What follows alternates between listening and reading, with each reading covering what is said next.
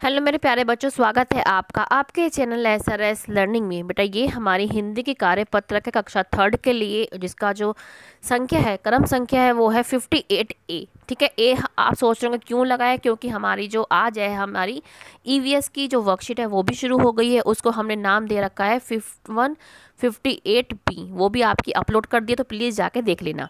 और हमारी दिनांक है 1 फरवरी 2021। और सबसे पहले आपको कक्षा के बाद सेक्शन मेंशन करना है। A है, B है, C है, D है। ठीक है, तो शुरू करते हैं बच्चों। तो शुरू करने से पहले प्लीज़ हमारा चैनल सब्सक्राइब कर देना, साथ में बेल आइकन भी बेटा दबा देना। ठीक है, पुनरावर्ती कार्यक्रम है, कार्यपत्रिका है ये कि नमस्ते प्यारे बच्चों, आपने पाठ जब मुझको सांप ने काटा ध्यानपूर्वक पढ़ा होगा और यह भी जाना होगा कि कैसे झाड़ फूक वाले बूढ़े आदमी ने सारे गांव के सामने बालक की जान बचाने का झूठा नाटक किया।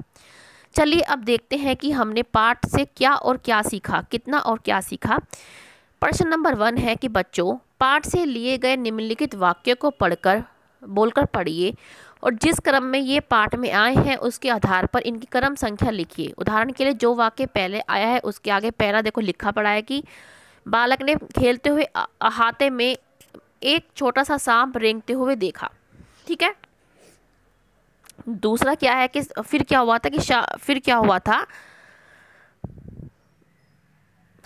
कि सांप को, दूसरा भी आएगा, सांप का नाम सुनकर नानी डर गई और जोर से चिल्लाने लगी। ठीक है, जब उसने बताया कि सांप है तो दूसरा क्या था कि सांप का नाम सुनकर नानी डर गई थी और जोर से चिल्लाने लगी।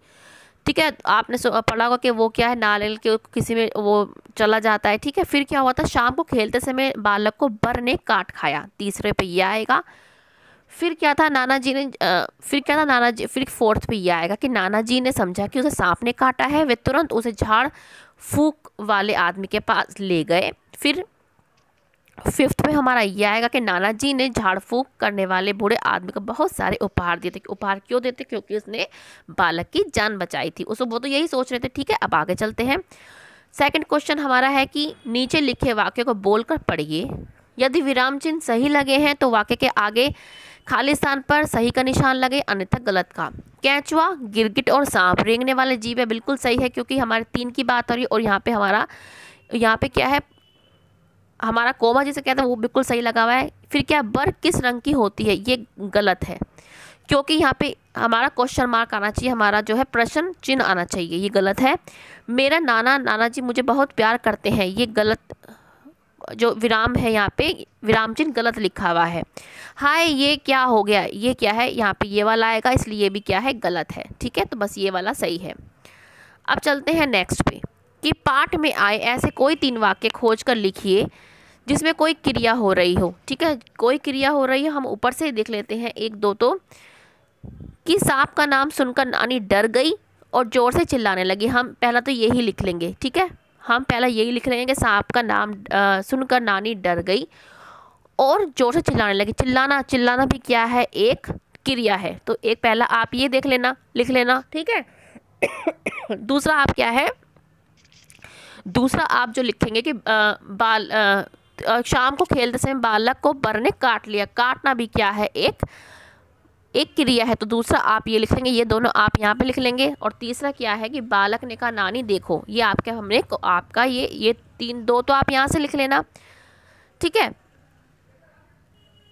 और हम यहाँ से भी लिख सकते हैं कि नाना जी ने झाड़ फूक करने वाले बूढ़े आदमी को बहुत सारे उपहार दिए। उपहार देना भी क्या है, एक जो है क्रिया है। ठीक है, या आप ये लिख लेंगे, ये वाला और ये वाला। और तीसरा हम आपको बता देते कि बालक ने कहा नानी देखो, बालक ने कहा नानी देखो। देखना एक क्रिया, ये आपके हमने पाठ से लिया है।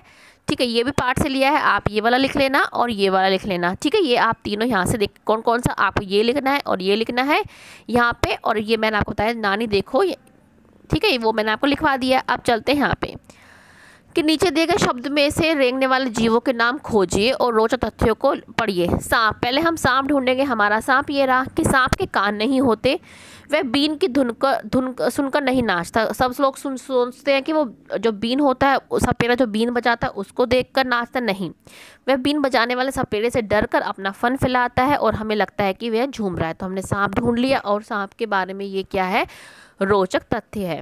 अब है गिरगिट। ठीक है, गिरगिट हमारा ये रहा। गिरगिट अपनी त्वचा का रंग बदल सकता है, वह अपनी दोनों आंखों को एक ही समय में अलग अलग दिशाओं में भी घुमा सकता है। तो ये हमने किया है गिरगिट के बारे में एक रोचक तथ्य है जो हमने पढ़ा। अब है कछुआ। ठीक है, कछुआ ये रहा, इस तरीके से ये रहा। कछुआ 150 साल या उससे भी ज़्यादा जीवित रह सकता है। छिपकली, छिपकली भी हमने क्या है, ढूंढ ली है। छिपकली हमारी ये रही। छिपकली और सांप सूंघने के लिए भी जीभ का प्रयोग करते हैं। तो ये क्या है, हमें रोचक तथ्य पता चला है रेंगने वाले जीवों के बारे में। अब प्रश्न नंबर हमारा 5 है कि कहानी में नाना जी ने झाड़ फूंक करने वाले आदमी को बहुत सारी चीज़ें भेंट में क्यों दी थी? क्यों दी थी? क्योंकि जो है उन्हें लगता था कि उन्होंने क्या है, बालक की जान बचाई है। क्योंकि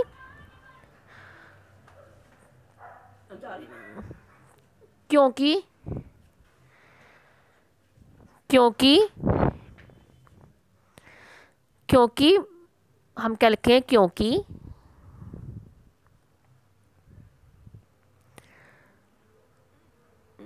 झाड़ फूंक वाले आदमी